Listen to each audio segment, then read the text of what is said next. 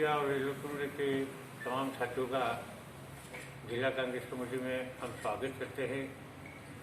और जैसा कि आज की जो प्रेस कॉन्फ्रेंस हुई है, बुलाई गई, आपको आमंत्रित किया है, उसका मूल कारण ये है कि डूंगरपुर जिले में जो पंचायती राज चुनाव हुए उसके अंदर कांग्रेस और भाजपा जो आपसी गठबंधन हुआ,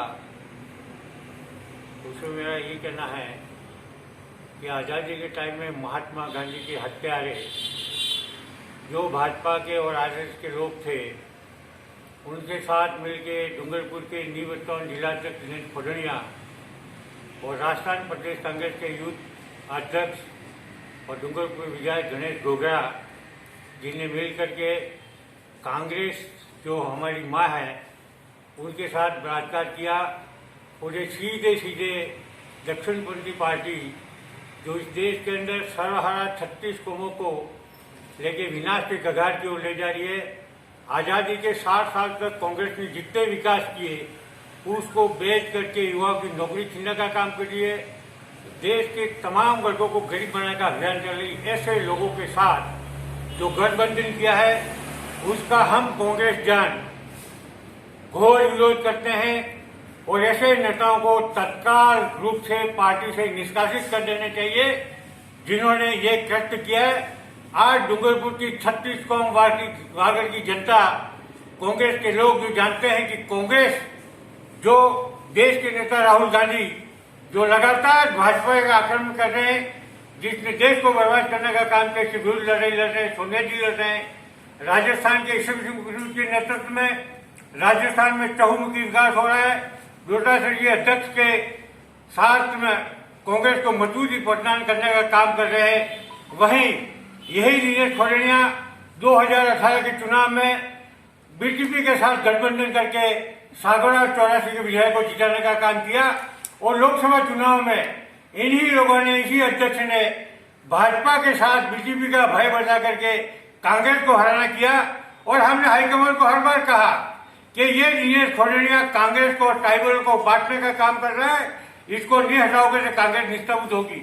मगर उसने आगे बढ़ करके पंचायती राज में जो राजस्थान के यूथ के प्रेसिडेंट और इन दोनों ने मिल करके कांग्रेस को भाजपा के हाथ बेच दिया।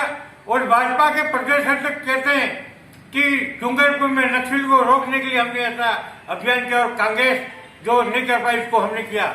हमारे जो मेवाड़ के नेता गुलाब चंदी कटारिया बोलते हैं कि भाजपा और कांग्रेस का गठबंधन हमने इसलिए किया है कि ताकि विपरीत विचारधारा को हम रोक सके। तो ऐसे भाजपा के लोग भी जो देश को बेच खाने का काम कर रहे हैं, भ्रष्टाचार से आकर डूबे, वहीं डूंगरपुर के वैश्वी दिनेश फडणिया और गणेश जी गोगरा ने कांग्रेस को जो भाजपा से समझौता करके करोड़ों रुपए की हेराफेरी की, ऐसा लग रहा है, जिस पर हॉर्स ट्रेनिंग करके राजस्थान और मध्य प्रदेश की सरकार को गिरा दी, राजस्थान गिरा दी पाई भाजपा। यही काम हॉर्स ट्रेनिंग में यहाँ के भाई गणेश जी गोगरा और आपके दिनेश जी फडणिया ने मिल करके इस ग्रुप ने इस जिले की कांग्रेस को बेचने का काम किया, जिसका हम घोर विरोध करते हैं। हाईकमान को इसके बारे में अवगत करा दिया गया है और आगे भी हमने जाकर के पूरा अवगत कराएंगे। यही बात मैं करने के लिए आपको बुलाया था। अब आपके कुछ प्रश्न तो बताएं। सर, इस गठबंधन को लेकर के हाईकमान की कोई सहमति थी या नहीं थी?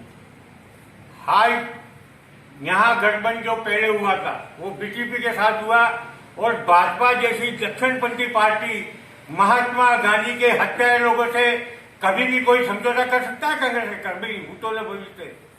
सर, आपने भी लिखित में जो बीटीपी से भागा समर्थन किया। 2.5 साल आप कांग्रेस का प्रधान रहे, 2.5 साल बीटीपी का प्रधान। बिल्कुल हमने किया। राजस्थान में गठबंधन था हमारा, तो डूंगरपुर में अगर गठबंधन करते हम लोग तो 1 जिला प्रमुख उसको देते तो 4 कांग्रेस के प्रधान बन सकते थे। मगर दक्षिणपंथी के साथ करके इन्होंने पूरे 1 जिला प्रमुख 3 प्रधान दे करके कांग्रेस को कुछ नहीं मिला।